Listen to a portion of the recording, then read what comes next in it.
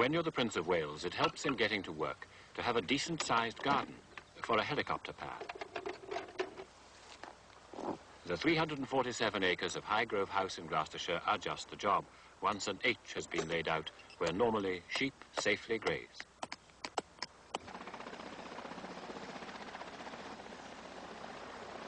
When the Queen's flight arrives to take the Prince of Wales to an engagement, his sons want a closer look, once the rotor blades have stopped.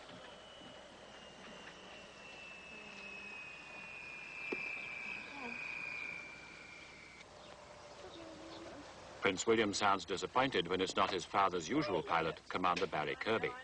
Where's Barry then? But he still wants to climb on board. Yes, has he wants to? Shall I? I suspect he's been here before. Shall I do it? Come on, you ready, big boy? On the way up, then. Come on then, hold it tight. I have you. Oops. Did that touch your head? Are your shoes clean? Yes. In the cabin, I think. Ready? Whoa! I have you. Okay. I have you. There you are, Harry. It's an affectionate family under perpetual public scrutiny.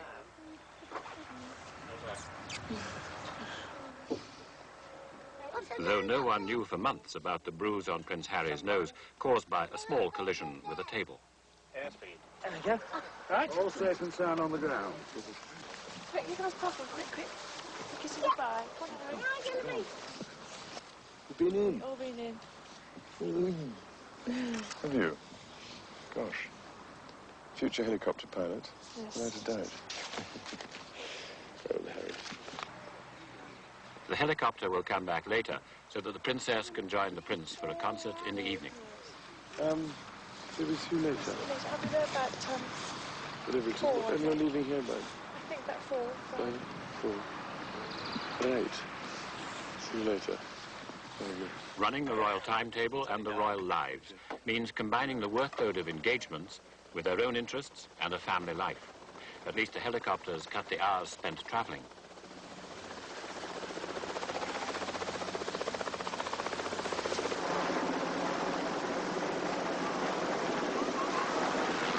But planning and organising the family in private and in public is work for 40 full-time staff.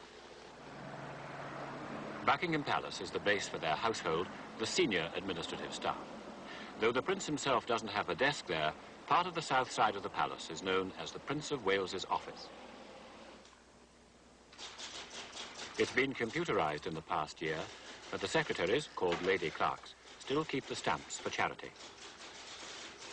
The Prince doesn't say he has a job, he says he has a role.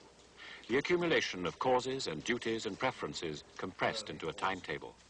The Assistant Private Secretary, David Roycroft, takes a first look at the invitations. This one must go on the list. This is the Saving and Independence Association, but it's really a case of somebody who needs to book a hall in time, so okay, we'll have to get a quick decision on that. Prince Wales has said that he wants to try and go to one of the concerts, if he can, possibly on the 24th of August, right? So that one will be on the covering minute as a sort of definite. But some requests simply can't be fitted into the timetable. Caribbean, there really is absolutely no chance of being able to do it. So we'll have to make sure that gets a special reply, I think. Twice a year, the household meets to go through the next 6 months of engagements. It's done at home base, in a dining room at Kensington Palace, with the breakfast cleared away and Prince William on his way to school. Everything from policy to polo is considered. The most senior member of the household, the Prince's private secretary, Sir John Riddle, is also one of the newest. Formerly a banker, he joined just a year ago. Major Ronald Ferguson has been the Prince's polo manager for more than 10 years. The equerries spend 2 years on secondment from the services, doing much of the detailed day-to-day work. And there's now an assistant equerry, Captain Alison Ewan of the Women's Royal Army Corps. A forthright Canadian, Victor Chapman, looks after press matters.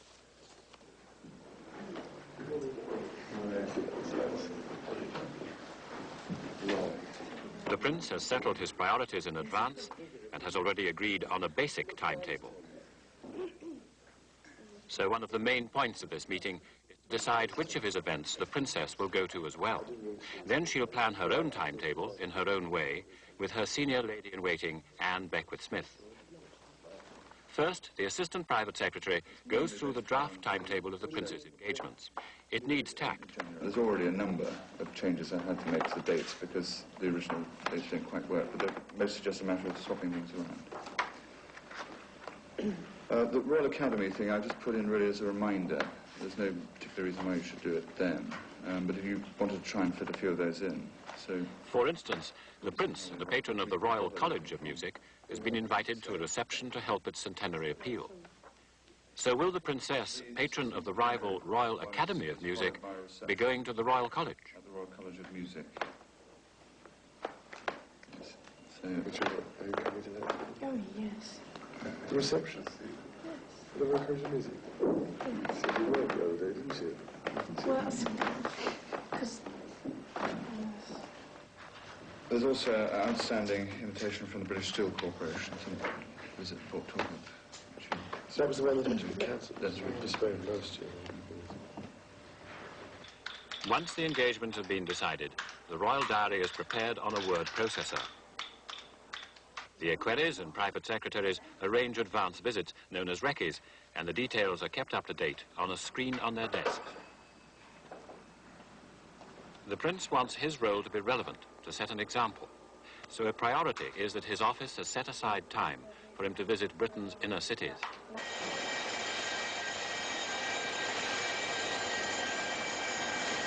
During the riots in Handsworth in Birmingham last year, 2 people died. There was millions of pounds worth of damage. After the tidying up, the area was given more aid. The Prince's charities helped with grants for community transport, pop groups, and young people's clubs. At a fashion firm run by Rastafarians, he found the help had been remembered in a special commentary by a local black disc jockey. The man don't just talk, the man do really care. He's the caring prince. He is a modern-day thinker, taking the time out to visit us, our multi-ethnic community here in the Midlands. Everyone will want to meet and touch Prince Charles while he's visiting in Birmingham. I understand security is going to be pretty stiff today, but I can tell you there's no need for security where Prince Charles is concerned. He's protected by the community, especially the ethnic community, who will never see a hair in his head. It's central to his thinking, to his role, that the troubled areas of southeast London, too, aren't off limits. In Deptford, he got an unsolicited testimonial from some punters in the street. You are the man. You are the man. His personal views and public actions have got a response in the black community. I'm proud of what you do. I'm proud of what you do. We're all proud. The whole black community. Down the road in Deptford's Windsor Castle, a man was mending the fruit machine when the Prince appeared with a cider. What are you mending? Are you mending it? Sydney people kicking it, I suppose. I'm going to be able to do it better tonight. Are you in for a drink, Going round the country, he can't talk politics, but he can campaign for the things he cares about. His tactics are usually small-scale, persistent, personal. 1 in 10 of his public engagements in Britain this year has been as president of the organisation Business in the Community, welcoming more enterprise centres for small firms, particularly in northeast England. We have to, I think, face the fact that we are seeing what amounts to a new industrial revolution. And I suspect that during the first industrial revolution, which Britain was either fortunate enough or perhaps unfortunate enough to be involved in, that it was a very painful experience for an awful lot of people. And I think this is the great difficulty that this country faces now, is a painful period of change. But new attitudes are beginning to emerge. I do very much admire all those people who are prepared to set up and start out on their own in these small enterprises. I think to think about doing so is one thing, but to actually get up and do it is another matter altogether. And I find going round these agencies that I leave encouraged beyond description by the people I meet and by the enthusiasm that I encounter. He gives encouragement back to people, like a couple making Scottish clocks inside pieces of Scottish rocks. Somebody looks as though you've not bits up Balmoral, I must say.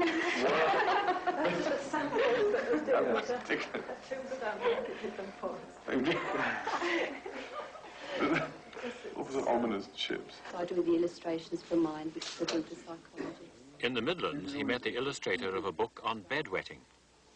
It's got a special name, hasn't it, bedwetting? There's a special, there's a long word. Don't look at me, sorry. That special name is nocturnal enuresis. His charities have helped hundreds of young people to set up in business. They, in return, sometimes make presents for him. Have you made it recently? Yeah. Oh, yes. Or is the brooch for the princess? You're rather in your hat. No, Kate. Yeah? I haven't got much room left. You haven't got much room, you know. No. You're very good. It's terrific. The princess plans her own programme of engagements with the 2 people in the household who work almost full-time for her. Lieutenant Commander Richard Aylard is her equerry, and Beckwith Smith is her right-hand woman. When they meet the princess in her sitting room in Kensington Palace, the formalities of court life are observed. They greet her as Your Royal Highness, but they talk informally about the requests from the 43 organisations she's now closely connected with. One invitation is to the premiere of the musical Phantom of the Opera. The dates given are the week from the 1st of October to the 8th of October. And will my hubby be down from Scotland then? Because I'd quite like to go with him. Yes. Will he be down or will it be on my I don't own? think he will. I think he'll still be up in Scotland. Yes. Do you think it's all right to go on my own for something like this? Because it's quite a big occasion. It's a big occasion, but it is for your charity. Is it going to be for birthright? No, Help the Aged. Help the Aged. You attended something similar for birthright in the past. Ma'am, Anne and I went to do a recce in Plymouth with HMS Trafalgar on Monday, and I wonder if we could just run through the draft programme that we've come up with. There wouldn't be large crowds on this occasion. It's very much a private visit to the submarine. There should be nobody. Should be nobody at all. I mean, Am I allowed, can I wear a pair of dungarees? Because it's quite oily, isn't it? yes, it is. Dungaree is a very good idea, and also they recommend gloves. And I could Gloves? Yes. To going up these ladders. Going up and down the ladders. They are very slippery because of salty. Sounds like an assault course. Well, you might think that when you get back. Not dissimilar, I tell you. Off the west coast of Scotland, the men of HMS Trafalgar got ready for their royal visitor. RFA range. 10,000 yards, that's all. Showing 7-8 dBs. The princess, as advised, was dressed for an assault course. The first obstacle was to get below, into the nuclear-powered sub.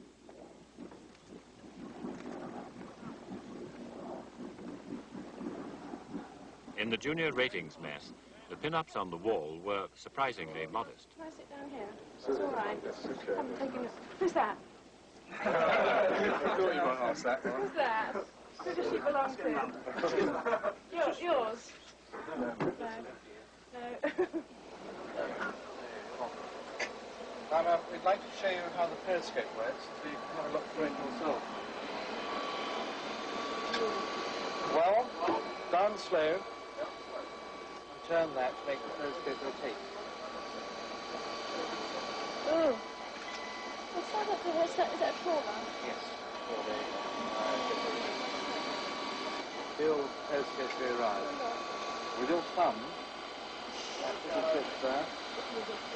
We're going down to the equivalent of 120 feet below the surface at the moment. I don't need to know that. 30 metres. 30 metres. Not the stick, just the wheel. So it's right hand down. Steering the sub, the Princess found the old naval commands hadn't changed. A bit more left hand. Should be a weight training for this. Bit left hand wheel, man. At 16 knots off the Isle of Arran, she needed her Aquarius cap to deal with the half gale.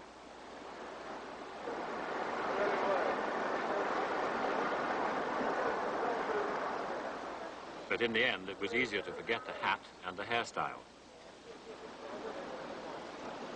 30 feet up on the bridge, the sea seemed deceptively close.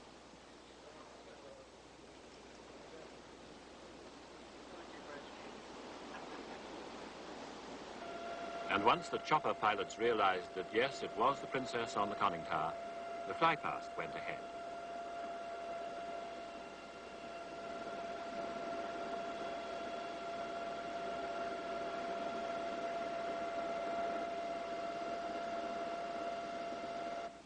The cruise was over.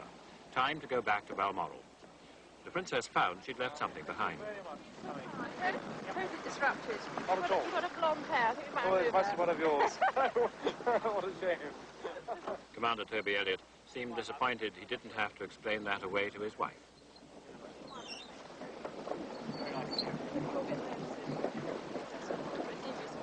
Next one, okay, thing?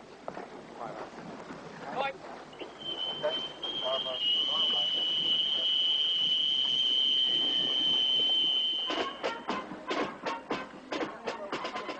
Knowing about inter-service jealousy, the Princess is also an honorary Air Commodore and Colonel-in-Chief of the Royal Hampshire Regiment.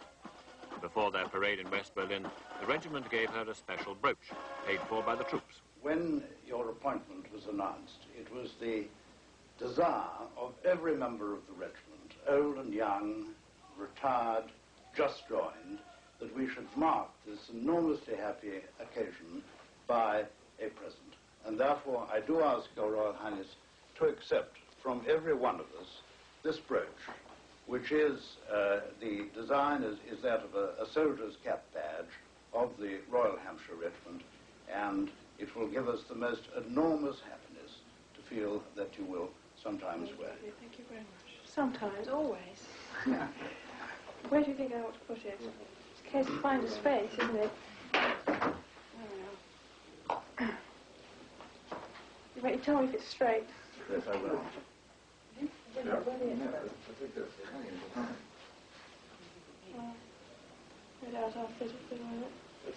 I think that's very good.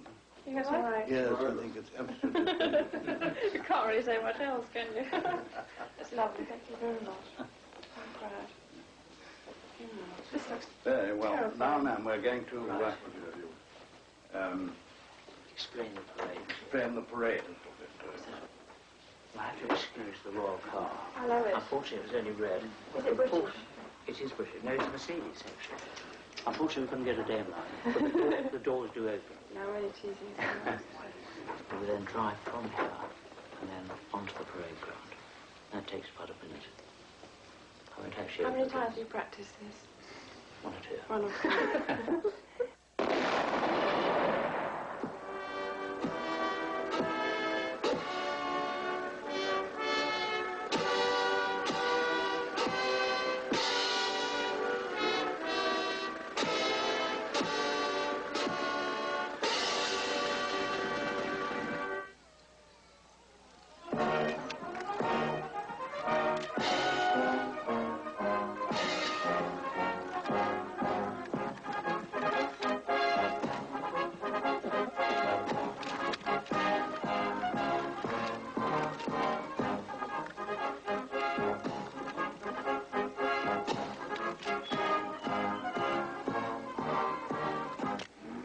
Colonel-in-Chief knew her rights. When she said she wanted to drive a tracked armoured vehicle, it was organised.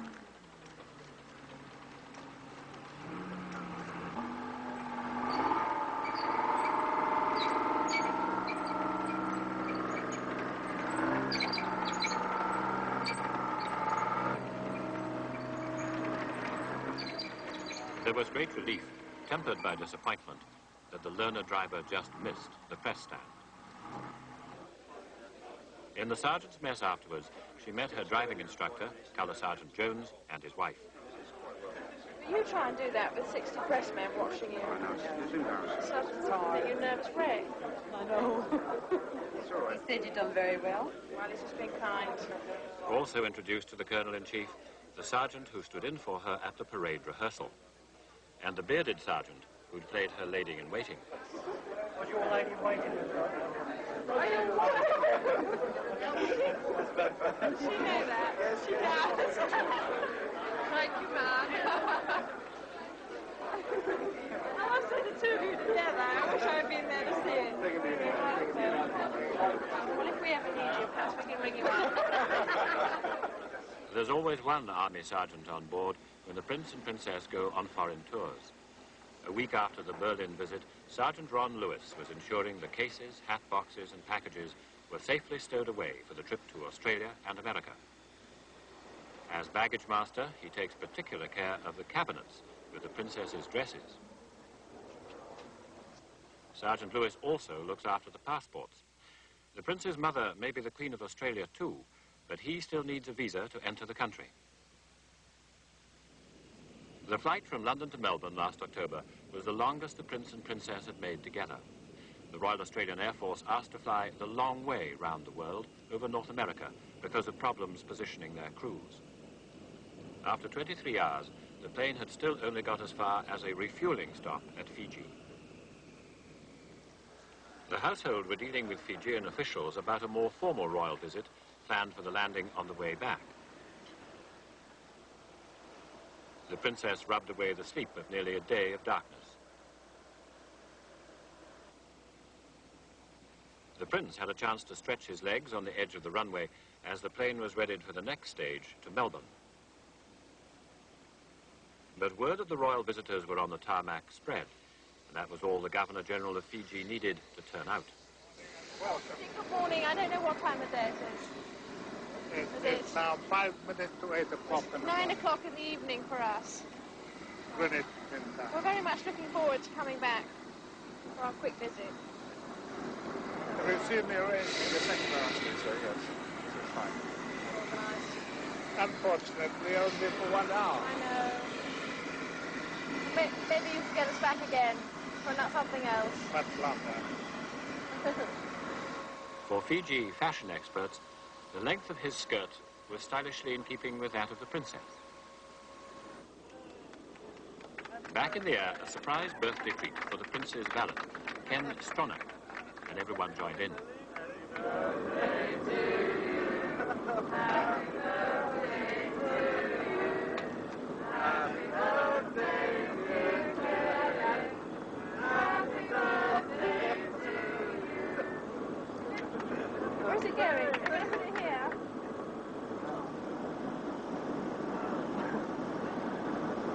I don't know. God bless you. Thought of you as well.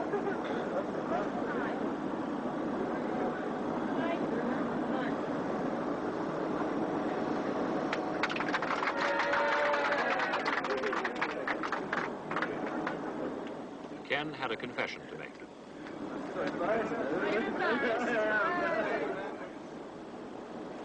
The princess let her sweet tooth defy any diet. On royal flights, the priority is to be casual and comfortable. Time to relax with the aides, detectives and lady clerks who, behind the scenes, run the royal machine that was about to go into top gear. We were flying Melbourne and landing into the north, and you should get a good view of Melbourne on both sides of the aircraft, and Port Phillip Bay out to the left. Do you want your jacket? We hope you've all enjoyed your trip with 33 Squadron over the last 24 plus hours.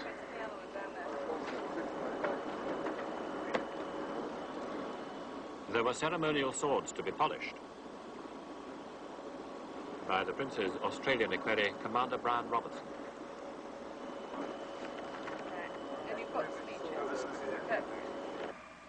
Finally, after 11,620 miles, Melbourne, the base for a tour to mark the 150th anniversary of the state of Victoria. The Prince and Princess also had to make the obligatory visit to the federal capital, Canberra. The Princess was ready and waiting. The Prince thought he'd spied some familiar faces among the press corps.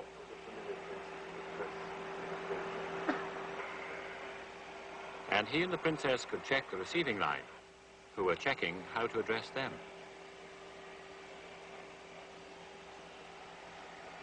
After 33 hours in a plane, anyone would want to get the tour underway.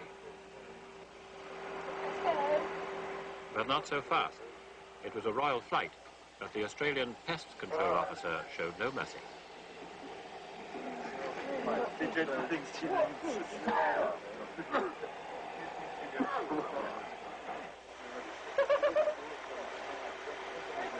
We're off. I've just got to go and say goodbye to the crew. Exhausted, double drunk. Right. Good luck. Thanks, I gotta need it. After a day and a half's flying, a moment to say goodbye and thank you. No room. You go out first.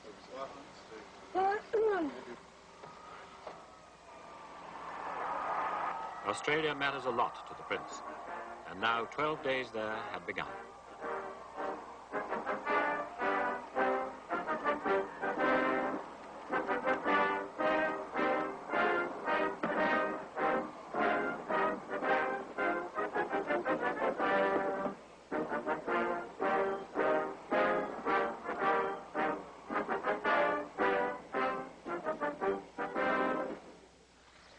Dawn on Melbourne Cup Day, the biggest thing in the Australian racing and social calendar. Only springtime showers threatened the big day. A day to forget politics and Republicans, a day out. Breakfast was made by their butler, Harold Brown.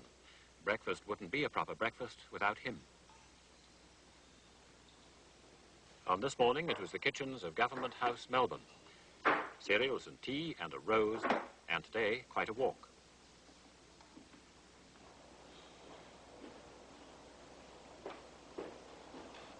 At home, Harold is also an intermediary with the outside world, taking calls, passing on messages.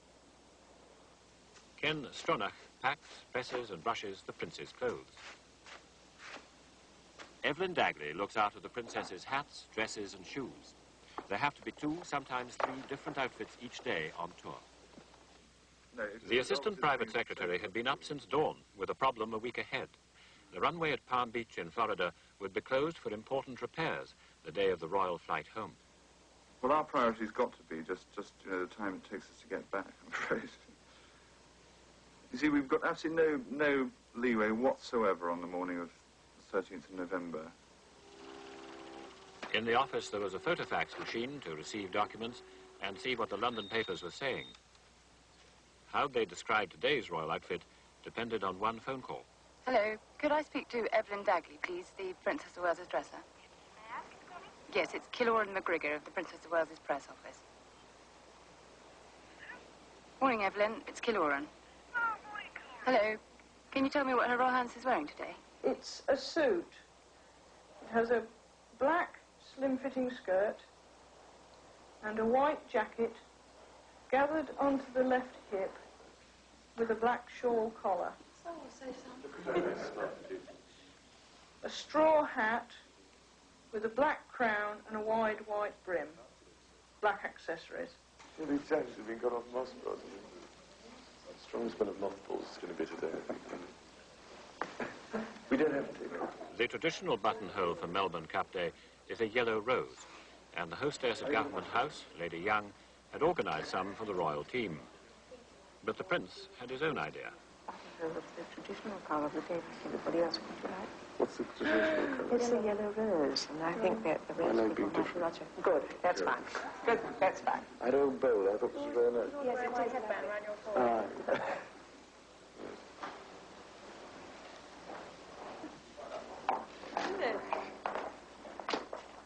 There was a very light drizzle. One could assume that somebody was taking an umbrella. Have we got? What? Oh, this man rock. Oh.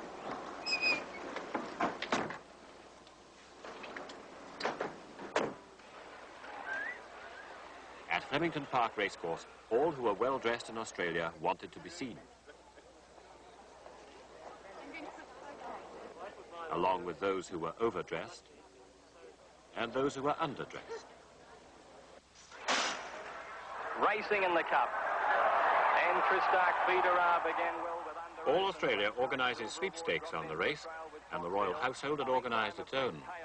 The horse drawn for the princess, Kiwi, didn't seem to be doing too well. Kiwi is last of all, 35 from the leader. 2.5 lengths then to Lacqueries and closer to the fence now, and 1.5 lengths then Federer and under... The prince's draw was out of it too. But coming to the line, the horse drawn for Prince William had a chance. Watch out for the grey, Coiro Corime. Here's what a nuisance with his run, and then Federer flying home. Chipsicum is a great go. Coiro Corime's got a head in front of Butternut. What a nuisance coming at Coiro Corime. What a nuisance going home. The better they hit the line. What a nuisance from Coiro. A second for Prince William. Some did even better.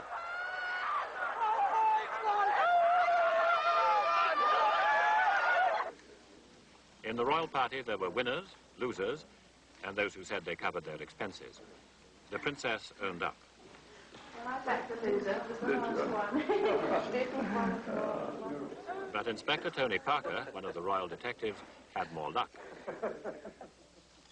How much did you win? $100. Oh, well done. What did you put on it, 10?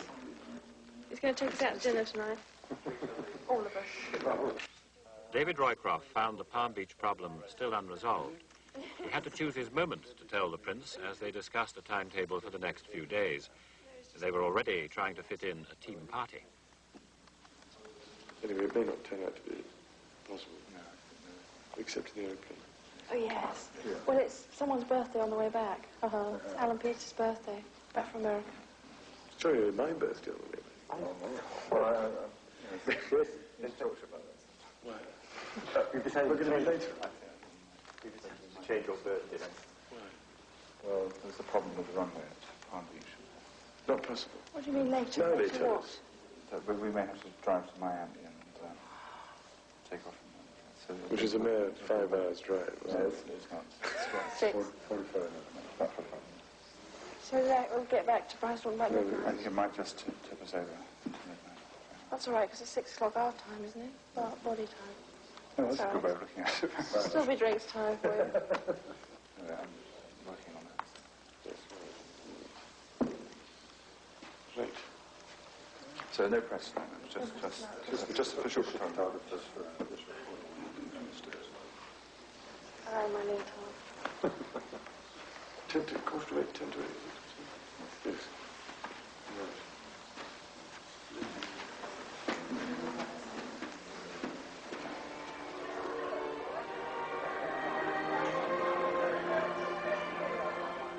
On any tour, there's a lot of official dinners.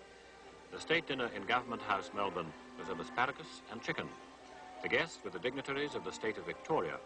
As always, the visitors watched their weight without upsetting their hosts.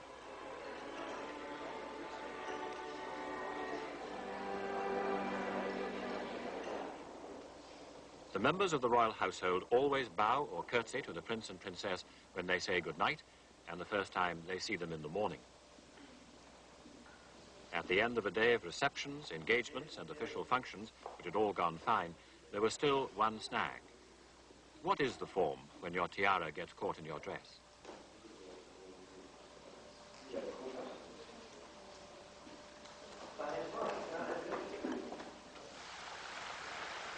Some better late-night news. Palm Beach Airport had agreed to postpone the runway repairs. That's excellent news. Okay, so we'll just stick to exactly the same timings we had before and the same loading. Great, well, that's a great relief. Okay. And what do I do?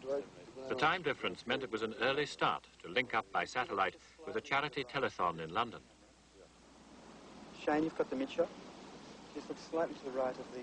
The Prince likes to help the media on projects with positive benefits, even if a technician misunderstands him. God, what a strange noise going on. What can you hear? Yes, that's right. Can you hear London okay? Quite loud. And thinks quite loud means I like it loud. We can select the volume control. God! Oh, they Too loud? It's quite... However, the Prince and Princess are not exactly happy about too much frivolous coverage in some papers. Their staff got uneasy when the Royal Press Corps, which decently owns up to the nickname the Rat Pack, overstayed its welcome, getting a shot at a polo match in Melbourne. How long will we go like this? I think it's time to go. It's time to move on. Time to move on. There's even suspicion of the press, too, among the travelling team from hairdresser to Lady Clark.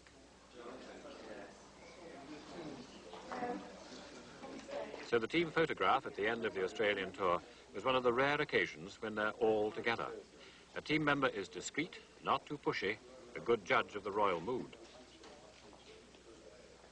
There's a difference between the officials of the royal household and the domestic staff, like the butler. The two mix on some social occasions, but at other times there's an element of upstairs, downstairs. Okay, here we go. The photograph taken, the next leg of the tour was underway, across the Pacific to the United States. The Royal Standard is flown for every takeoff and landing, even for the 1-hour stopover at Fiji. It may be one of the shortest visits made anywhere, but it was an important visit, and it needed detailed planning by the Assistant Private Secretary and the Press Secretary. The guard of honor will be facing the grass. Is that correct? I'm not sure. That the commander, he decided it would be better to have the... I haven't quite got the sort of orientation right. Those are the steps, all right? And you're saying the guard of honor is going to be over there? Right.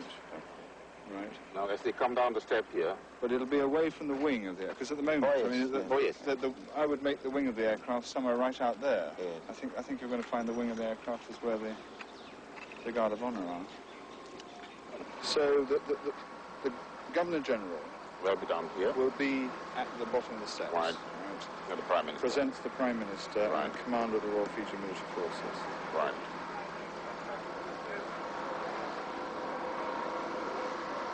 And then we all stop. We all stop. For the Royal Salute. For the Royal Salute. And then the Princess will stand still, is that right? While the Prince of Wales is invited to escort. Right. Review the guard. Reviews the guard and comes back. Comes to the Princess? I think at the time the Princess will we will try to walk towards that. So far, so good. The visit started, getting into the hour, a programme that could have lasted days, if there'd been time. The Fijians were even ready to bend time a little. They celebrated the Prince's birthday a week early.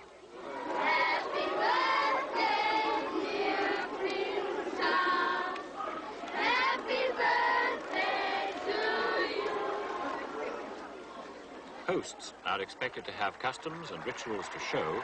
Guests are expected to appreciate them, and all the more in a special pavilion on a patch of airport runway.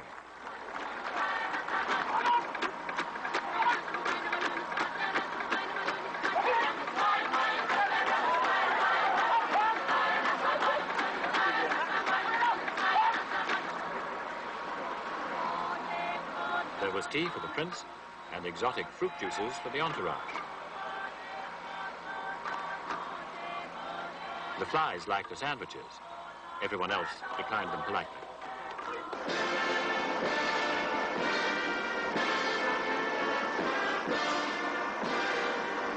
Staying on schedule means all good things must come to a hasty end. Ready to start engines. Roger, they are all engines. Ground flight deck. Soon the royal party were back on board to continue the flight to America. Stay for takeoff. Clear for takeoff. Start switches. Probe heater on. Checks complete. Clear for takeoff.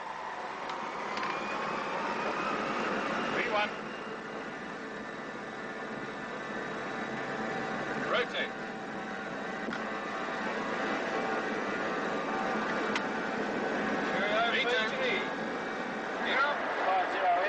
The biggest publicity test, for the Princess especially, lay ahead in Washington. On the first day there, the press was naturally a touch anxious to get pictures of the Prince and Princess arriving at the White House. Some were doing their best to time it so that they could get in the same picture as a prince, a princess, and a president. All right, stand by. Hey, here they're coming. Yes, they're coming in, right? Stand by. Finally, an American television reporter got his timing and his expression just right. It was a long flight, and not even the royal couple is totally immune to jet lag. So they stopped off for a few moments at the British Embassy residence to freshen up before coming here to the White House. Coffee, or if they prefer, tea, with President and Mrs. Reagan. The prince had been to the White House before, memorably, if mildly awkwardly, when he had to meet the daughters of the then President Nixon. What the Reagans wanted was a photograph. That was easy. It was a picture everybody wanted. Visit by visit, photograph by photograph, the heirs of George III have conquered, if not the United States, then the United States media. The prince knows the pull of curiosity. So at the first royal lunch in Washington, as guest of the British ambassador, Sir Oliver Wright, he wanted to know who would be at the afternoon seminar on inner city architecture. Other press? At the beginning. Going to be in the, all the time? No, they're just there for the beginning of the discussion, of the first presentation, and then thereafter they leave. So, yeah. You're quite certain about that? Take them out myself. But do you know whether any of the urban design assistance team people are going to be nice doing? They will be there, yes. They will? They will. The idea is to have a demonstration, really, or an explanation of what Americans are doing to the inner cities. And they are doing a great deal to the inner cities, particularly places like Baltimore, Boston. I suppose that we're doing it in the Docklands ourselves, aren't they? Do they have the equivalent of building societies? Oh, yes. They're called savings and loans. Savings and loans, they're going bust at a fast rate. But it means, of course, that there are simply thousands upon thousands of small banks, and particularly in the farm belt, where things are pretty tough at the moment, and they've had a whopping harvest, but no market for it, so that the farmers are going bust, and I'm afraid farm banks are... Yes, I listened to the farming programme on the wireless in the UK, and they did a complete programme on the American situation. It's rather worrying if it ever happens, as far as we're concerned. At a reception in the gardens of the embassy, the princess took the time to meet the sister-in-law of her husband's senior detective. It showed royal gratitude personally and to a wider audience. Actually, see her doing some work. Yes, family talk. I've never seen it before.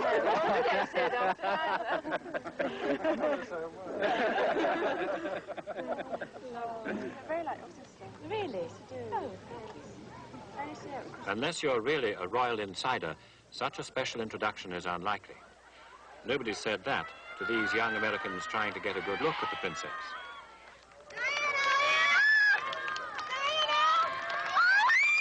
Their view was usually blocked by large security men, but the princess was visible in occasional and so ecstatic glimpses. Susie Muller went to every event where she might get a chance to see the princess.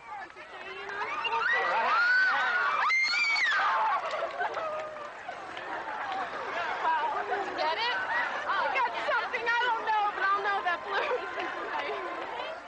blue. At the Washington Cathedral, she joined those who queued so they could say they'd been to church with royalty, or who stood outside and screamed as if morning service were a film premiere.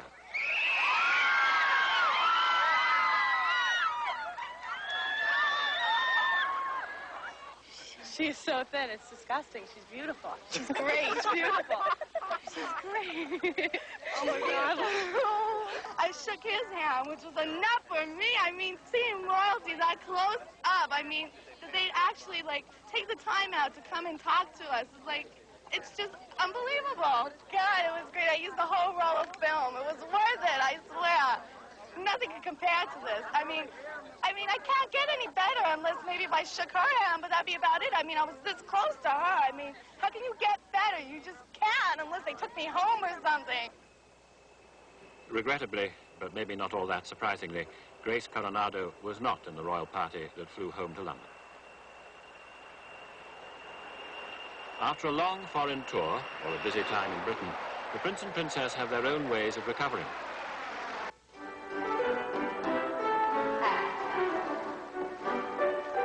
One of the princess's favorites is watching ballet. She had wanted to be a ballet dancer herself, but grew too tall. She now likes to watch the rehearsals of the London City Ballet. Okay, 7, lift 8. Coupe, 1, 2, fondue, up, over. She was invited to be the patron by the artistic director, Harold King. I was asked 4 years ago to be their patron, and I thought, well, this is marvellous. If I can't be a ballet dancer, maybe I can help them in some other way.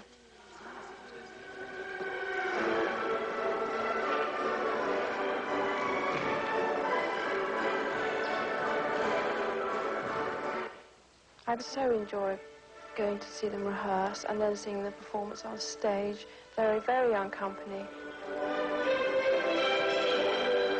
and put so much hard work and effort into it.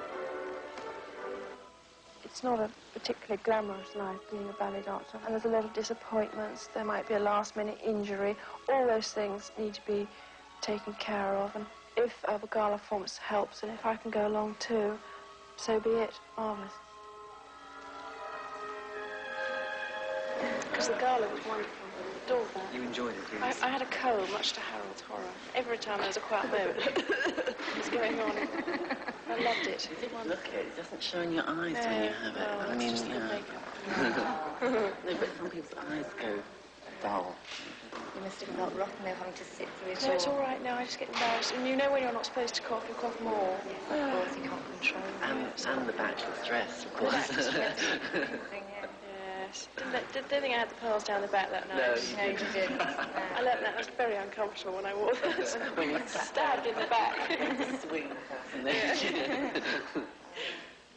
I love asking the questions if where they're staying, they're happy, and if the accommodation's all right, or are they going through a tremendous amount of points, and how much does ballet shoes cost if they've gone up and the feet are sore and aching, and I'm just terribly proud of them. I think they're wonderful, smashing.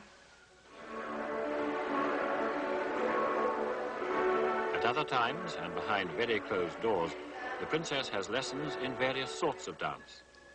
It's a sort of cross-section between jazz, tap dancing and ballet. Some weeks we'll do one, some weeks we'll do another. But any form of music I hear, I have to move. I cannot sit still, as you might have seen in recent things.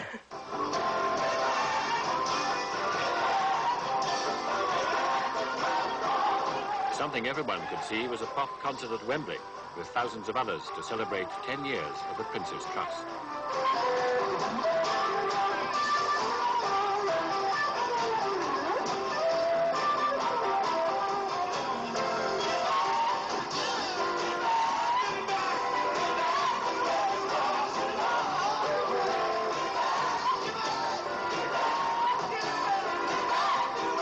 That's taking it easy in public. Highgrove gives almost total privacy. New bushes and trees have been planted to block the view from any long lenses. The family tries to get there every weekend. The princess has looked after the redecoration inside and has photographed the progress outside as the prince and his 2 full-time gardeners have transformed the grounds. At the side of the house, the prince did some designing around a sundial. And at the back, he put in a dry brick wall and ornamental pond.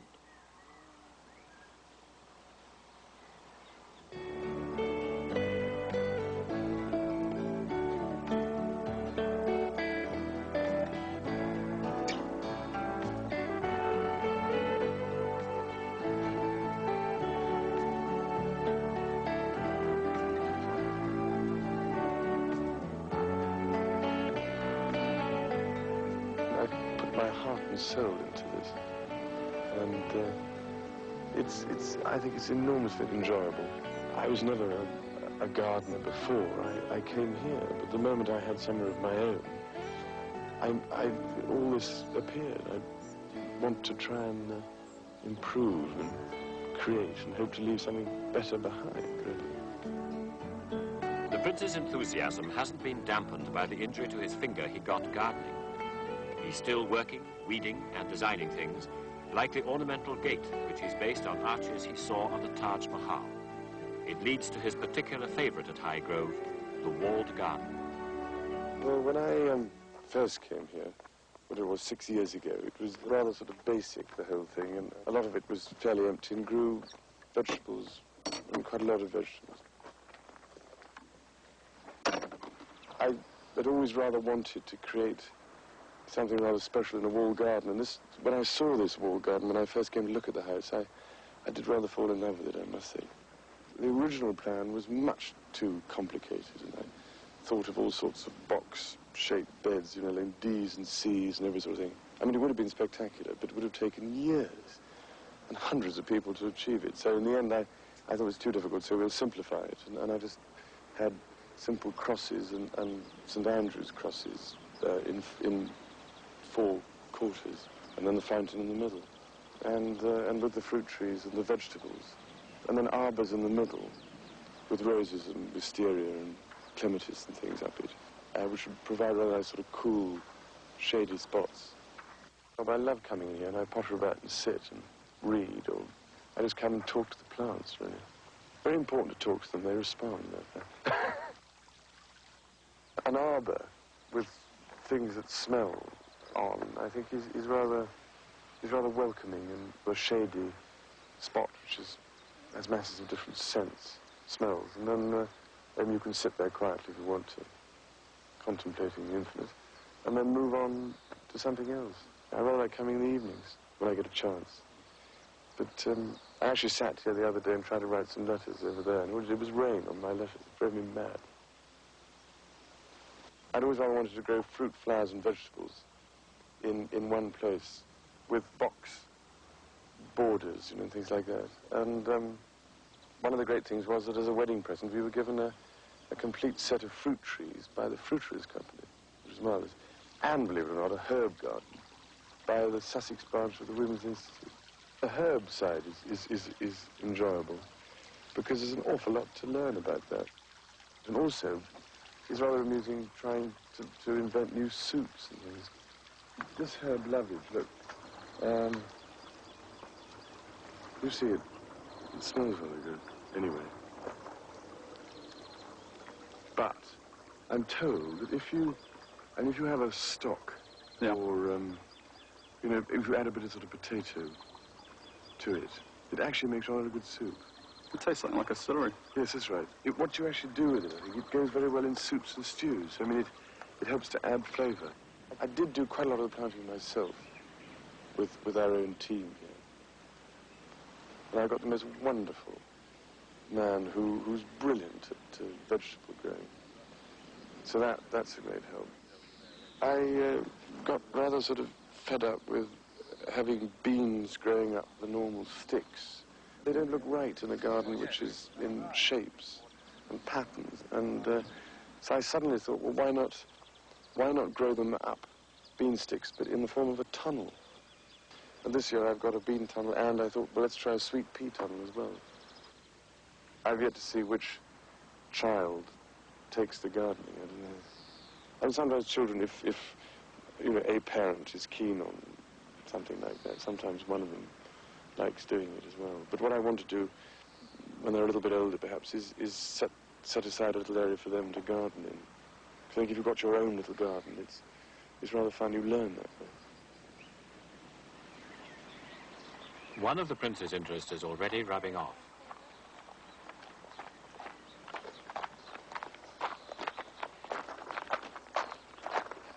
Prince William at 4 is a promising horseman. You're going to get on yourself, I'll try not to.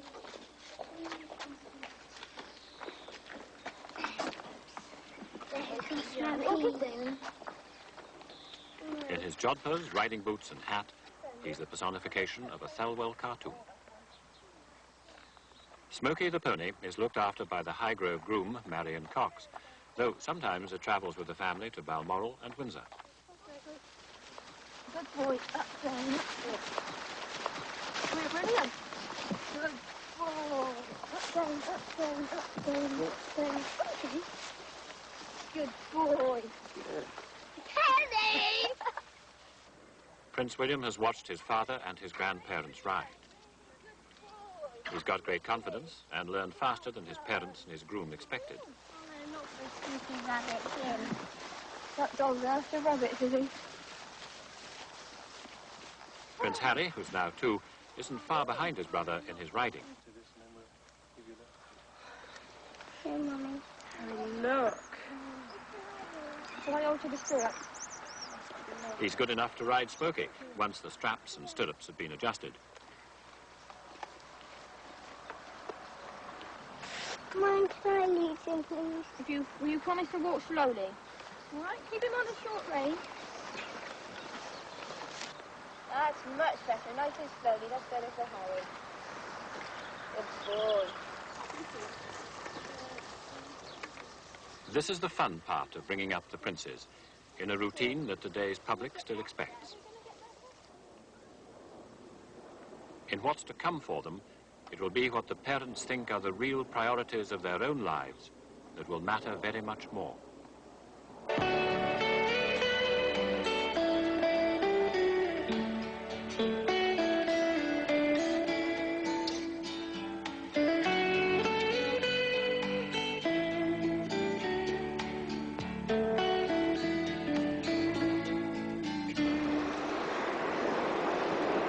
When you're the Princess of Wales, part of the job is flying the flag for Britain. It's best to do it in style. The Princess took her first flight in Concorde to Vienna to make friends and headlines during British Week. The Foreign Office pays for such tours. It supplies much of the briefing material. The Princess provides the lighter touches. And the embassy staff get a signed photograph from the Princess as a thank you present. But the Foreign Office and the taxpayer weren't picking up the whole bill for this flight. It was shared with the fare-paying passengers in the back, mostly fashion models and designers, off to promote British fashion in Vienna. The Princess hadn't travelled much before her marriage. She went up front to Concorde's cockpit to talk to the pilots. How many flights will there still today? Yes. This is it? Yes, just the one flight. The flight to New York's quite full, isn't it? Yes. The average load for about 70-75%. Just about right. It's supposed to be the sun I've seen for days. Yes, I know. It's the only way to get to it. And soon, as Concorde lowered its nose for landing, it was the first time for a week she'd seen her husband. Not Vienna yet. This was what they call a racing stop with engines running in Milan. The Prince's luggage was rushed aboard. The Prince, his ears protected against the noise, was still nursing the finger he injured gardening. He'd been on a holiday on his own, painting in Italy, and he'd been given a memento or two. Hello.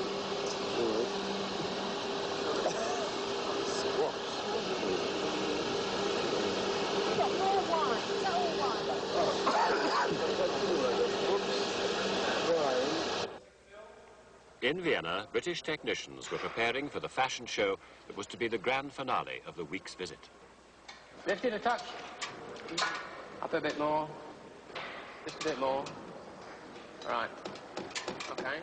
The sales pitch was almost ready for the 100-strong team approaching on Concorde. The windows are terribly small. You can't quite see it.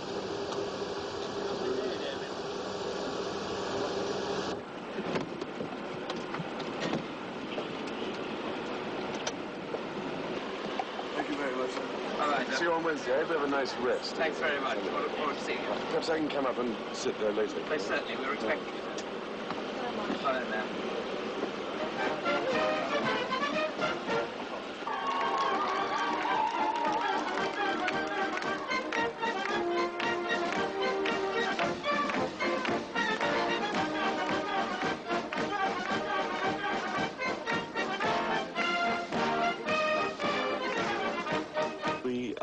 launching something called teleordering, which is a book ordering scheme.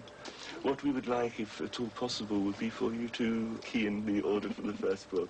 Would you like to do the order? This is the carriage return, and if you just press that, it will take the cursor away, and the whole order will then be put onto the disc. That order's now stored on the disc, ready. Thank you for doing our first order for us. It was exhausting.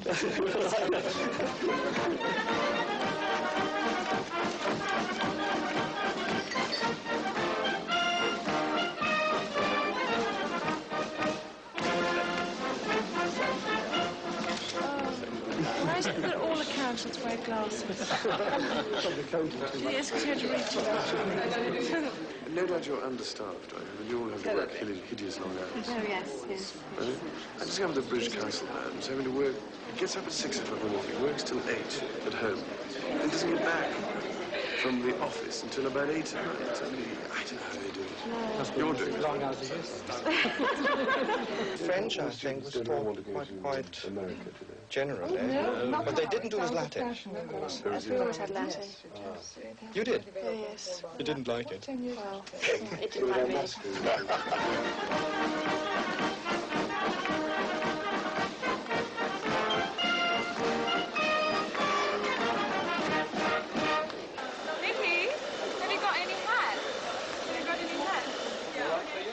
The veterans of many a fashion show were almost ready for the catwalk. I think you've got to look at my notes. Waiting there, a princess with an expert eye. And a prince seeing his first ever fashion parade.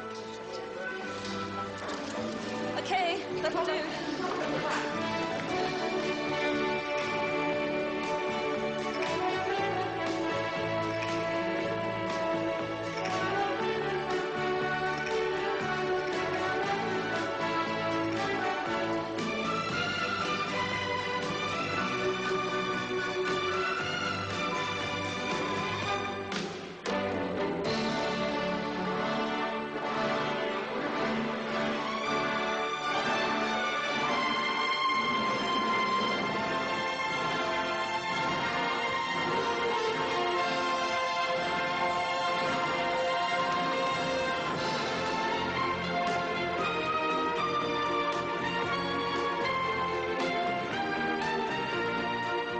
Among the new fashions that caught the princess's eye, a collection by the designer Jan van Velden.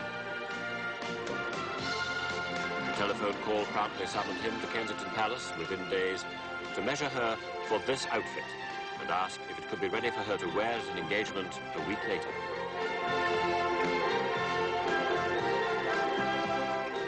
It was, and she did.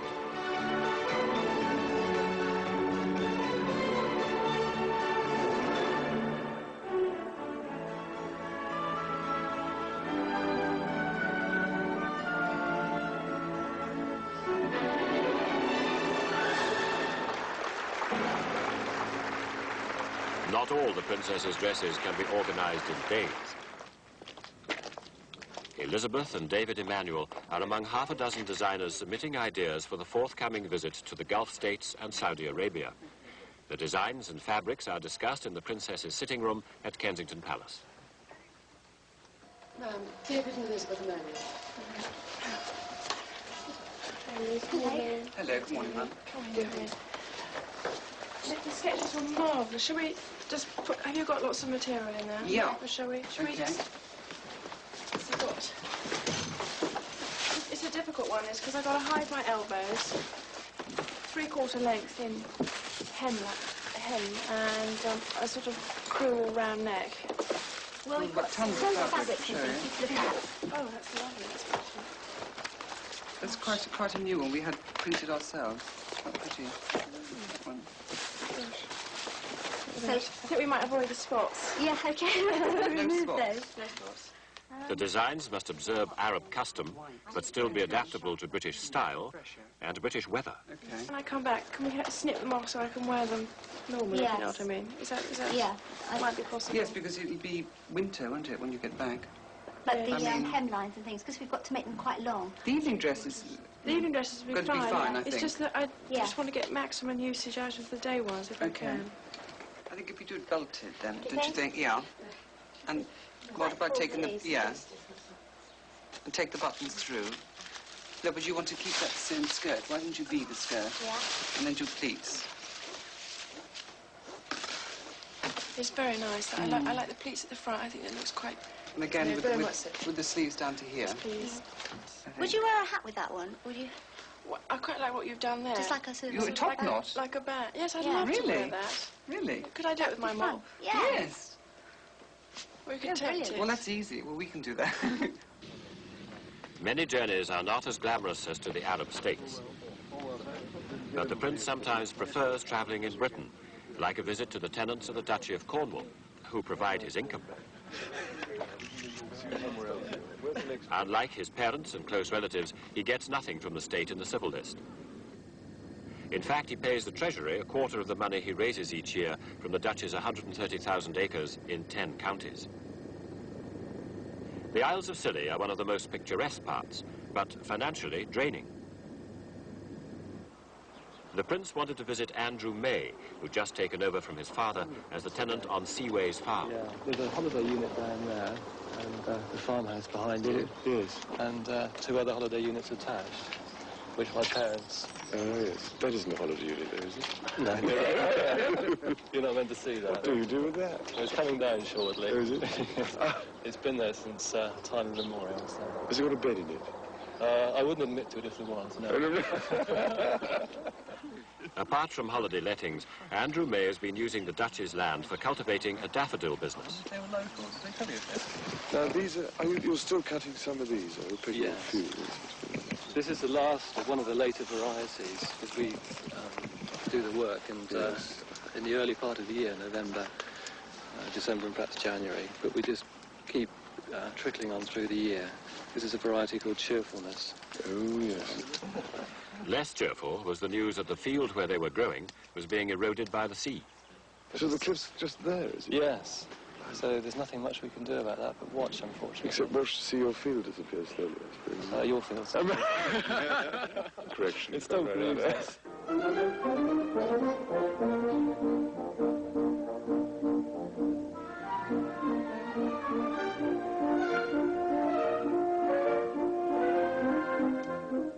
Running the duchy is one definite role for the eldest son of the sovereign. So is standing in at investitures while the Queen is on tour abroad. In the ballroom at Buckingham Palace, there were 121 decorations, from knighthoods to MBEs. 1 CBE military, 15 CBE civil gentlemen, 3 ABE military, 6 ABE ladies, 27 ABE gentlemen, civil.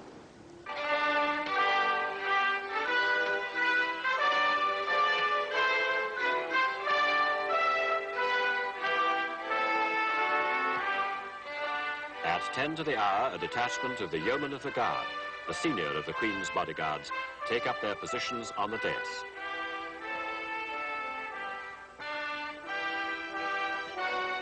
They are, in fact, the oldest royal bodyguard in the world. They've just celebrated their 500th anniversary.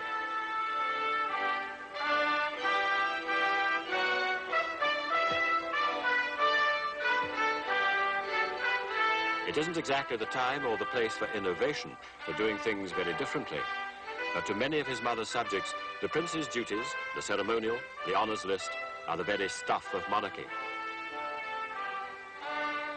For the prince, it's another chance to meet people, even if they're a bit more overawed than usual. Monarchy's always been a mixture of the formal and the personal.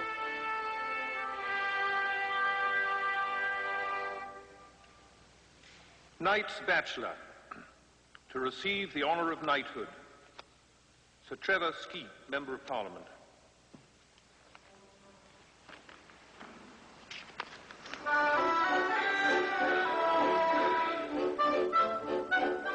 The music of the band of the Irish Guards gives the ceremony a palm court atmosphere. Like the Queen, the Prince will have a word with each of them, sometimes more than a word.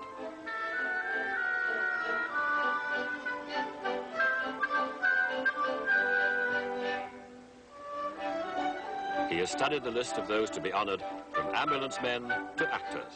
Mr. Alec McCowan.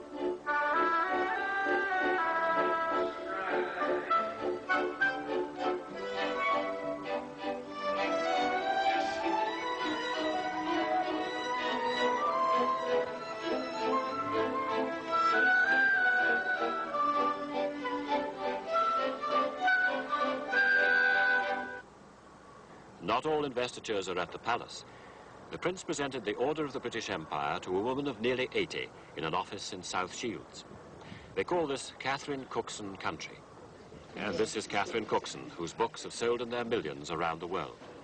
Because she was too ill to travel to London for her medal, the Prince was asked to present it to her on his visit to an enterprise centre. The setting wasn't regal, but the day may have meant even more to her for that.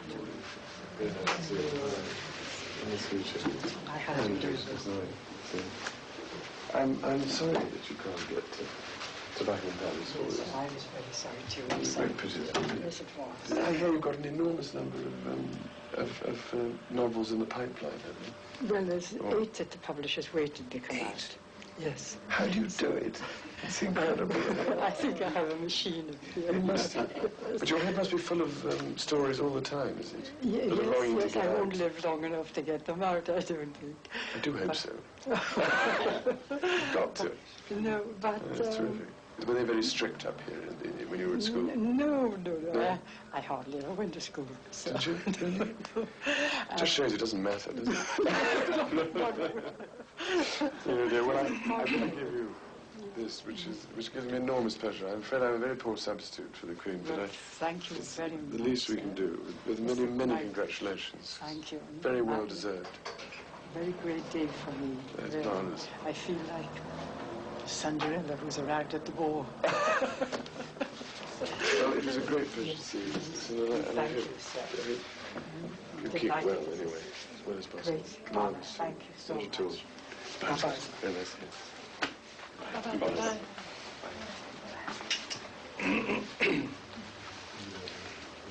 Oh, he was wonderful. Yes. Simply wonderful. When the Princess chooses her engagements, she likes to be on the side of those who are fighting back against adversity. Like the patients at one of the best spinal injury units in Britain, in Sheffield. Trevor Wright is 18. He dived into a river that was too shallow and has the worst sort of injury you can have and still breathe. A whiskey bottle filled with water and a tube to his mouth is the only kind of exercise he can get.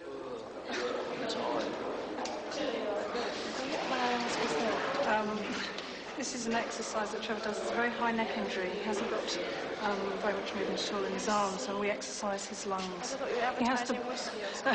He just drinks it. And were you in a motorbike accident? You know? I was in a driving accident. Dived into water when I was too shallow. So how long do they work you in here for? Long enough, I suppose. Long enough, yeah. Were you able to sleep in the afternoon? No, still at it. Yeah, still got to come down here. And do you have relations coming to see you, or are they miles away? They're miles away, but they try to come in once a fortnight. Try to get out. The Princess has a particular interest in the battle against drugs, which she says should be fought on 2 fronts, prevention and cure. Prevention at Heathrow, where the customs men know the smugglers' tricks. 20 kilos of that substance. The cocaine was concealed in false compartments on both sides. And cures, like a mother of 2 children in Cardiff. Yes. Which drug are you on? Heroin and methadone. And your husband, has he got a job? Are you married? No. Oh, it's too small for him. Somehow. Right now. Well, at one stage at our home, as Carol's sure what man is saying, that her mother wouldn't let her have her children. Her mother kept them while Carol sorted herself out. Was that a good idea at the time? Yes. Original problem. The Princess has praised the work of the special centres, like the one in Cardiff, for those trying to give up drugs. For John Wilson, the problem was amphetamines. But why do you think you turned to drugs rather than drink if you were looking for something? Well, my problem was I started early as a youngster, as a teenager, taking yeah, that's when I started. Started taking amphetamines. Before I turned around, I was hooked on amphetamines. And by this time around, I started getting problems, and I managed to get hold of amphetamine, thinking I wouldn't get addicted again. And before I turned around, I was addicted on amphetamine. Did you get it from friends? Yes, old people. Old people. In the Silver Jubilee year of Help the Aged, the Princess has visited many old people's homes and day centres. I thought you might be chatting out the ladies. She said that growing old is sadly not always fun. Maybe her visits can help. These are hassocks for St Mary's Church. Oh, goodness. There's always kneeling on things like this, wasn't there? Yes, just backing them. I didn't What did you actually stuff it with? What did you put it well, inside? there's sort of... show you this one. When you made a backing them, it was soft. Yes. It's not leather tights going in there or No, something. no. The children's charities are a favourite. This 10-month-old girl with Down syndrome was being adopted through Dr. Bernardo's. Patrick and Eileen told the Princess they already had 2 children of their own and had fostered 2 mentally handicapped adults. Through no fault of their own, obviously, so we're parents to them as well. You're building extensions on your we are. We just as a happy family, you know. I mean, I was one of 9, so we was used to sharing, yeah. We was used to sharing, you know. So, and this is our special little girl. Yeah. We just got what we asked for. We asked for just exactly what we wanted. She's made to measure, absolutely. She's wonderful. Aren't you? Getting that bottom tooth, aren't you? You're out of teething at the moment. Sleepless night or 2? No, not at the moment. Not at the moment. You wait. She's very good. The Princess's own sleepless nights are getting fewer as the royal children grow up. Corporal William Windsor has got his own uniform. All right down there. Oh, go on, have a go down the slide. Who's that? Yeah. The uniform was a present from the families of the 1st Battalion of the Parachute Regiment. The Prince of Wales is Colonel-in-Chief. 2 regular-size uniforms were cut down to size for the 2 young princes. The berets were soaked and placed over pudding basins to shrink them to fit. Prince William is an energetic child. His parents think no more so than any other 4-year-old. Only the exploits of this one make newspaper headlines. Another go, William. Go on, go down. What's this? My jacket. Well done. Safer to practice his salute. The Corporal and Lance Corporal Harry get on pretty well together. Hey! Prince Harry is less extrovert, but like Prince William, he's a keen para. He's getting into training looking after his uniform.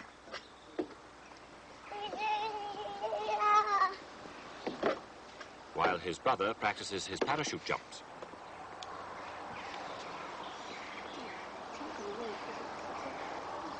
Their mother's pleased about the way they play together.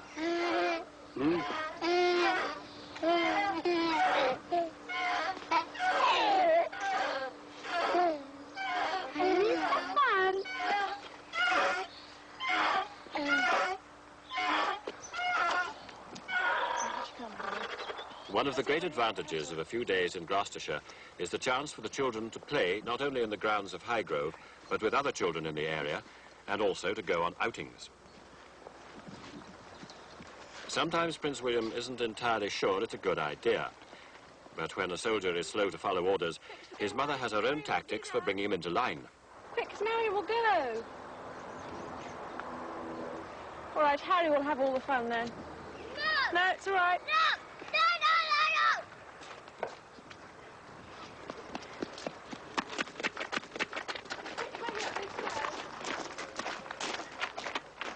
On this afternoon, the children went out with their nanny, giving the Princess the chance to get ready for an outing of her own, a helicopter trip over Highgrove. The house was bought through the Duchy of Cornwall for about £750,000 in 1980. Since then, the duchy has bought an adjoining farm of 420 acres.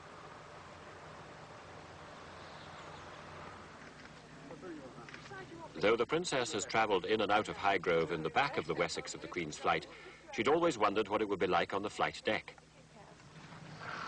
Where's he going? We're all a bit scared, I think. He's not ready to get in yet. Yes, we can start doing The short flight was arranged for a day when the helicopter would be there anyway to take the princess to a charity concert in Birmingham. God, it's not like a family outing, you know, is it? Oh, yeah. The Queen's Flight crew had organised it all, and inspired by the princess's summer craze for spotty dresses and spotty socks, the pilot, Commander Barry Kirby, had made special arrangements for the headphones. Sorry. I know. I thought you'd like that. It's our own design. Spots, hooray! No problem about the princess being a supernumerary up front, because on such a short trip, the Queen's Flight navigator could work from just behind her. That's the important bit.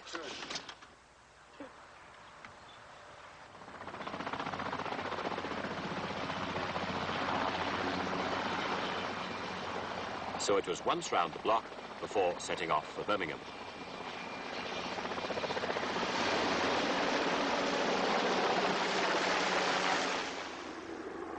The Queen's Flight helicopters, like the Royal Train, are reserved for getting to official events. The princess is a fan. One advantage of the choppers is that they enable her and the prince to sometimes get home in time to put the children to bed, something they like to do as often as possible.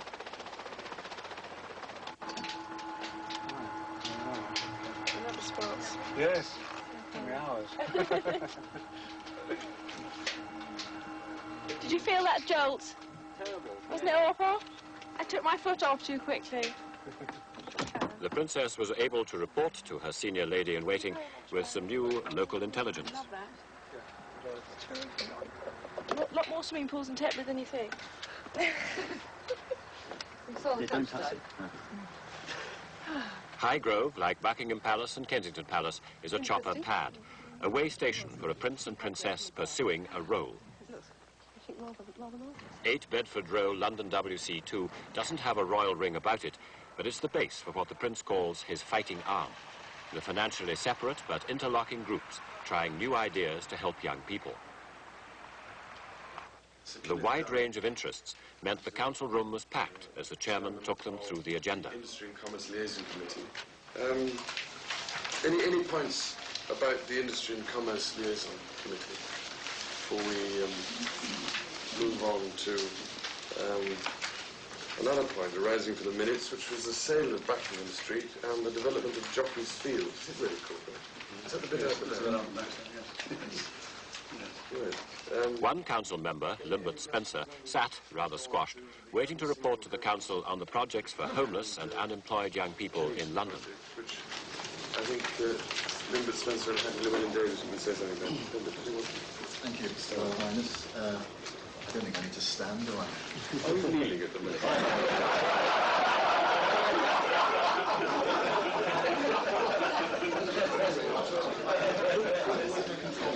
I'm sitting down. I have long legs and a short body. Maybe we should get together. Well, where was I? One project run by the Prince's Trust is based at holiday camps. This one's in Great Yarmouth. Everything from scuba diving to computers is there to help to motivate unemployed young people in a hard world. They get the chance to do things that normally they wouldn't have the confidence or the opportunity to tackle. This is vital to him. It's central to his role. He's delighted to be with them. But in the camp's drama school, something that wasn't in the Prince's briefing sheet, a song of political protest about the frustration of the young unemployed. We don't need no jobs creation. We don't want a fascist nation.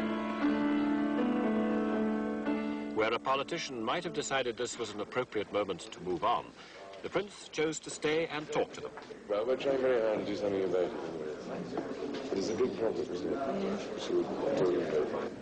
He fervently believes one way of making or saving jobs is for big companies to buy British goods instead of things they now import. It takes a long time for these people to realise time and money into it. It's easier to get it from abroad, they think. A lot of the top British technicians tend to go abroad at some stage, don't they? Rather than, I mean, the money advantages seem to be higher. At the moment. Yeah. But it needn't be like that. The trouble is, I think, is that you have to invest a certain amount at some stage in order to get something back later. Yeah. Now time to go. His program was behind schedule.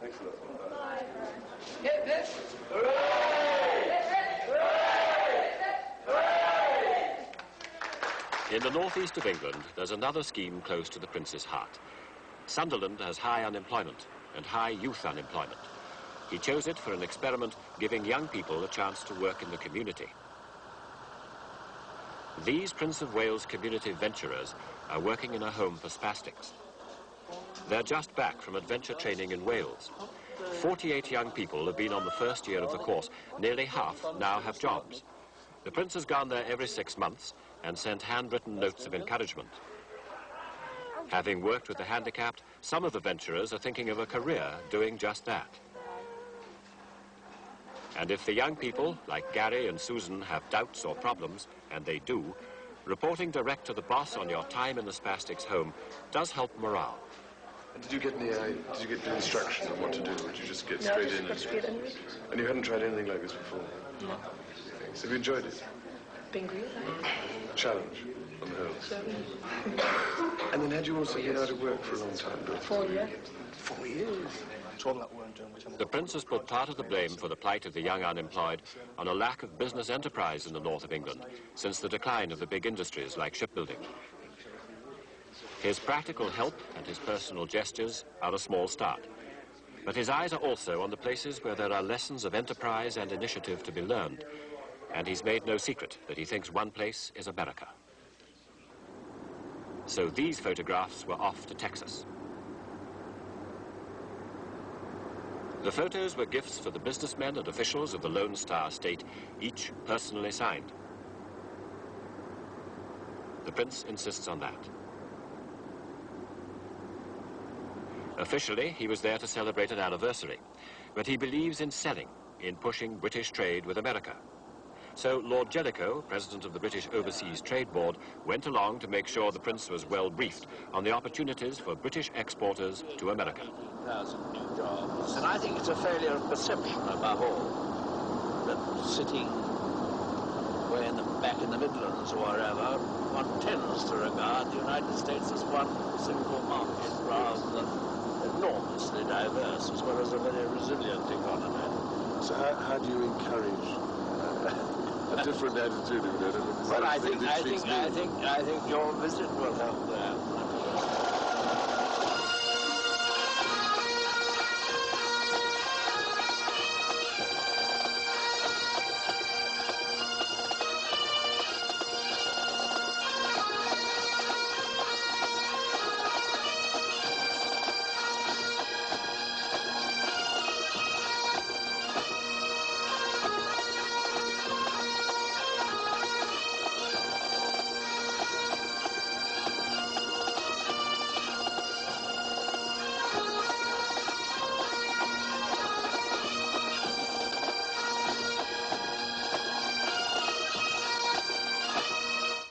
The first speech was ready in longhand and on a floppy disk in the travelling office. The Prince's staff provide background notes and ideas, but the final words are always the Prince's own. The various themes knit together into a philosophy of individual enterprise, plus a concern for others. It's influenced by the writings of Kurt Hahn, Lawrence van der Post, and Jung. Fine-tuning it for Texas meant lots of meetings. Another one, George, getting sticky. There had been briefing books and discussions beforehand, and now a chance for the British Consul General in Texas to contribute. Well, what are you going to tell us that we don't already know? Well, sir, that's one of the difficulties, no doubt, of this sort of briefing, but perhaps we could just very quickly run over the whole scenario, sir. There's an art, a royal art, in being a good listener. Listening to briefings, to talks on British exports of fibre optic communications, and to Texans who've been buying up British companies. Are you buying any more? Are you selling?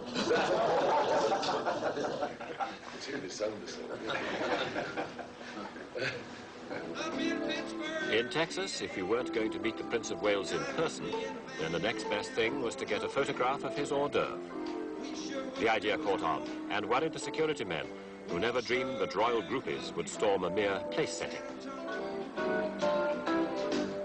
And there were the increasing demands of charity. A reception where some of the top families of Texas queued up to an hour to press the royal flesh. One or two, unaware of royal protocol, were a little over-friendly, but got away with it.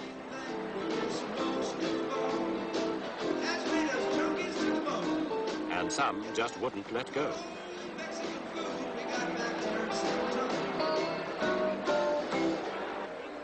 In Japan, etiquette was clearly spelt out before the receptions. In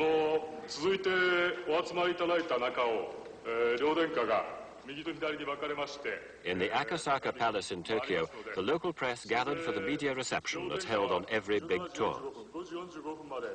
Could I also take the opportunity to remind you that this occasion is an informal one and that all conversation is off the record and not for use in the media. Please feel free to address them. Don't wait for them to start the conversation. If there's a lull, you simply address them as Your Royal Highness, ma'am, or sir. Feel free to be comfortable and relaxed. And there's no need to curtsy if you don't wish to, or bow if you don't wish to. Press coverage isn't the be-all and end-all of a trip, but there's a knack in preparing a program that will interest the Prince and Princess, please their hosts, and be seen to be doing that. Mr. Prime Minister, ladies and gentlemen, konnichiwa.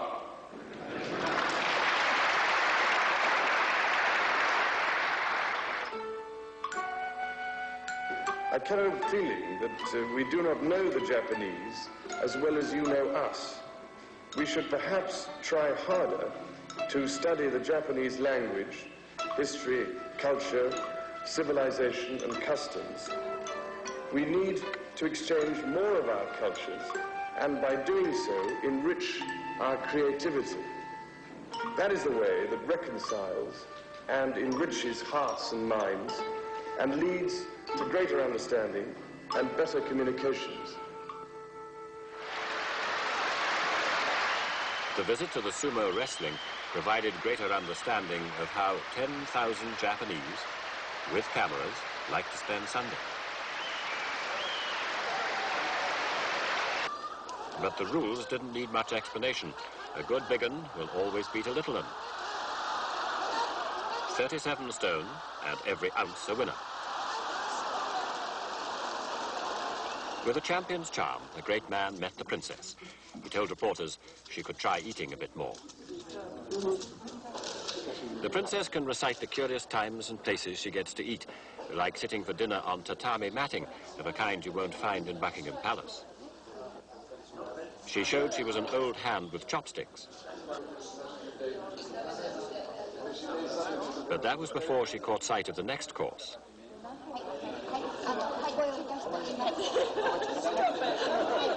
The prince seemed to be missing his knife and fork. I just remember a little bit. And at the end, someone had clearly been counting. There was serious talking, too, of widening trade gaps. The 2000 group, which tries to bring Britain and Japan closer together, told him of Japan's successes and some of the problems of success. I didn't think Japanese education needed any reform anyway, did it? And any sort of cooperation, or there's a much greater move, isn't there, towards cooperative ventures? Yes, sir. Is that something that's being talked about? Oh, yes, very much so. Last year, for instance, at TSOP, when we met in England, we allocated almost one-day discussion on the possibility of industrial cooperation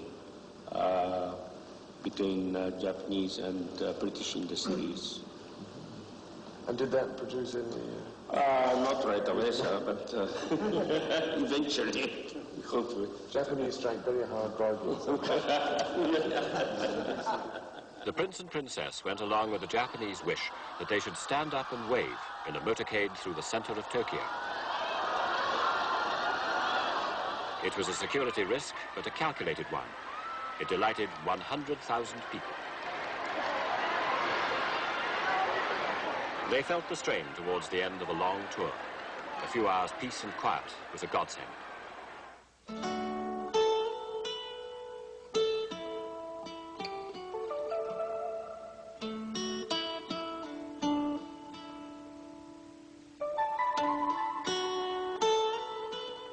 The private gardens of the Omiyo Sento Palace in Kyoto are one of the most beautiful in Japan.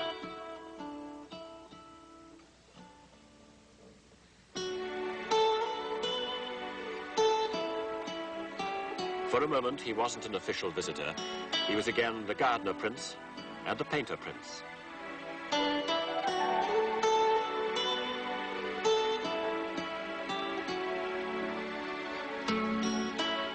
Quite at home with his own company, he strolled alone.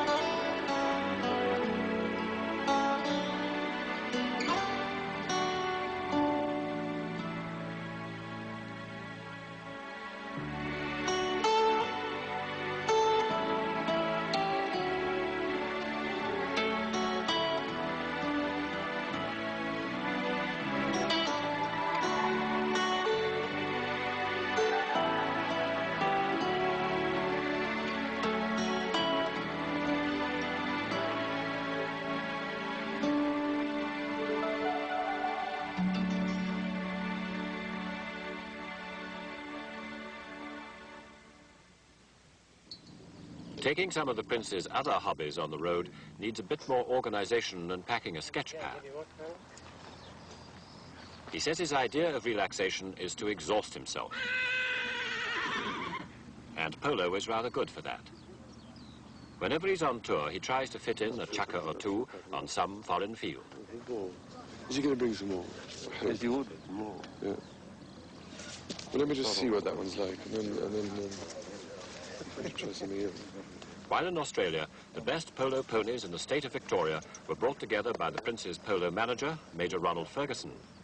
He drew up a short list from which the Prince would choose the ones he'd ride in a match.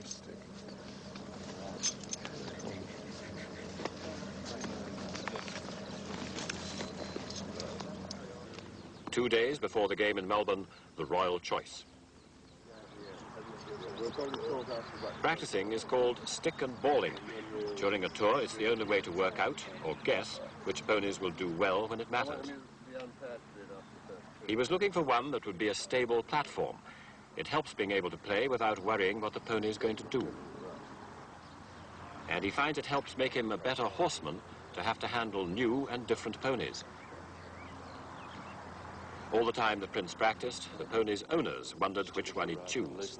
Major Ferguson had already spotted the clues. But he's obviously happy on this horse. He wouldn't attempt to take these penalties if he wasn't. So I think I can safely say that's going on the list to play. What the Prince of Wales is trying to do now, obviously get the feel of the horse. He's also at the same time, don't forget, he hasn't played since August, so he's trying to get his own timing and trying to combine his own riding and timing with these new horses. Very nice. After all had shown their paces, time for some decisions. That one second. Grey? Quiver. The prince picked the ones the polo manager thought he would. After more than a decade, the prince and the major know what they like. The only problem is that sometimes the ponies turn out completely differently in the game.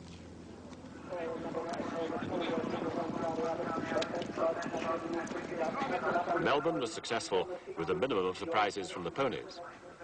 It was the prince's first match for 3 months. To keep in shape, he does exercises every day and tries not to eat too much. That way he feels he's fit enough to play polo, to windsurf, to climb, or to fish. But polo is his only team sport, and for the winning team, a prize. And for some, a little extra.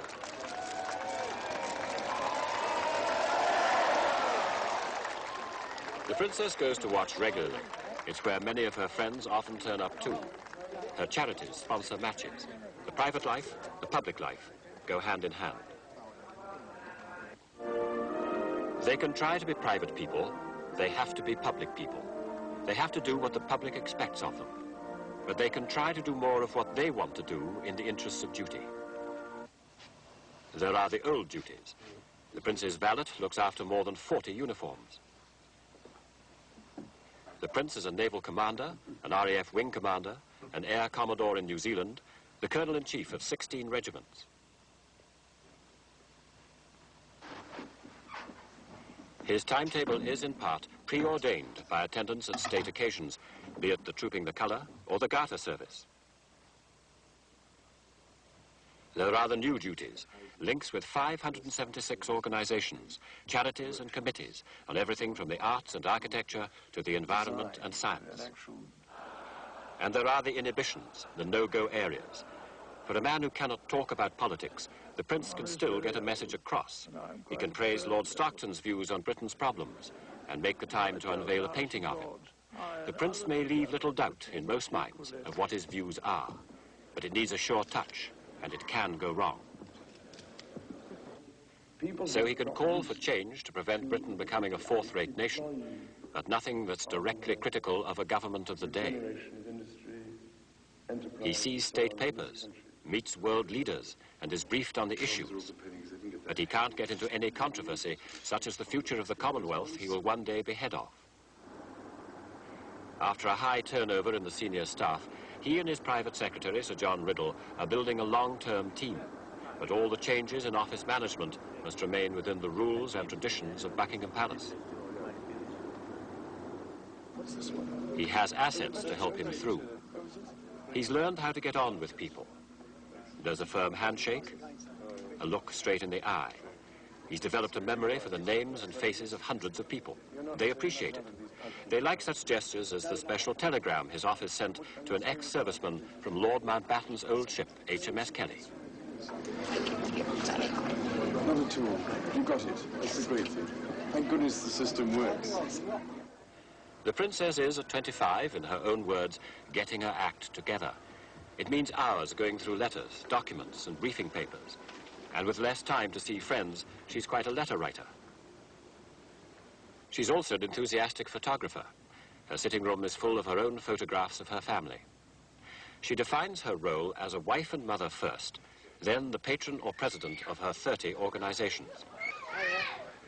Sometimes that family background and her own experience working in a kindergarten can help on public engagements, such as a visit to a project for handicapped children in North London. I don't mind that. You gave me my lovely flowers, didn't you? She's very much at home here, but at some other engagements, the princess can still get nervous behind the scenes. We're sitting down.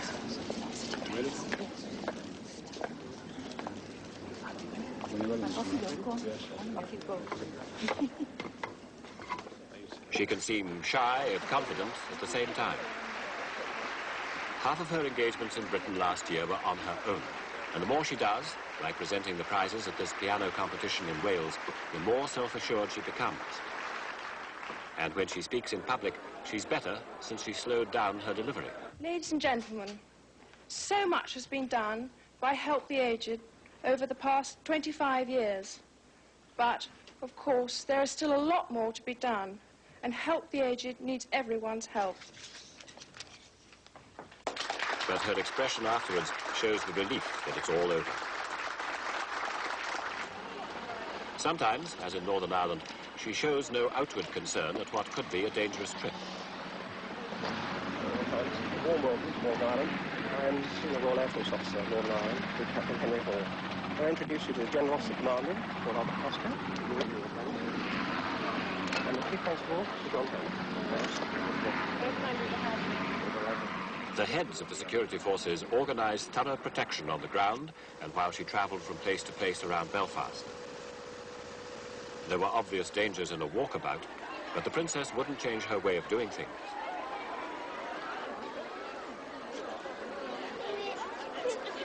When the Prince and Princess worked together, they share the duties.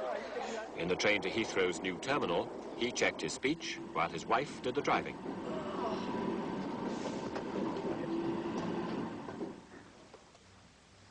So they're a team, and now it's very much a four-person team. It helps that a husband and wife agree on mundane but important things in married life, the kind of food, the emphasis on health and fitness, the same dislike of smoking, the same enjoyment of watching films on the video. After 5 years of marriage, the Prince and Princess have worked out their way of combining family life with their public duties. 5 years from now, they may have developed their role, their jobs, even more to their liking. They will always protect the amount of time they have to themselves. They'll spend it in the way they want, valuing simple moments, like looking after the rabbit in a pen at the bottom of the garden. Looking after pets was part of the Princess's childhood. Now Prince William is learning to help. No, I'll pick it up then if you don't want to. You want to pick it up? All right. That's it. Just look like that, look. Can you? Ready? Ready? There he goes. There.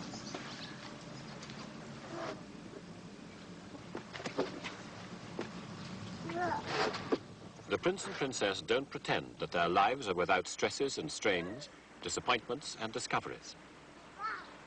But they believe they've moved the roll along from planting trees and laying foundation stones.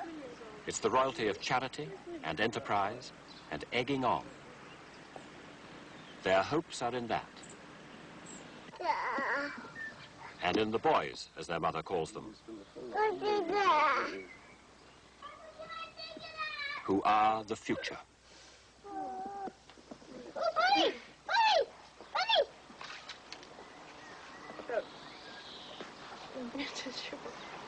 I just did that. Can I hold him? Can I hold him? Can I hold him? Can I? Can I hold him? No. Can I hold him? Other way. Other way.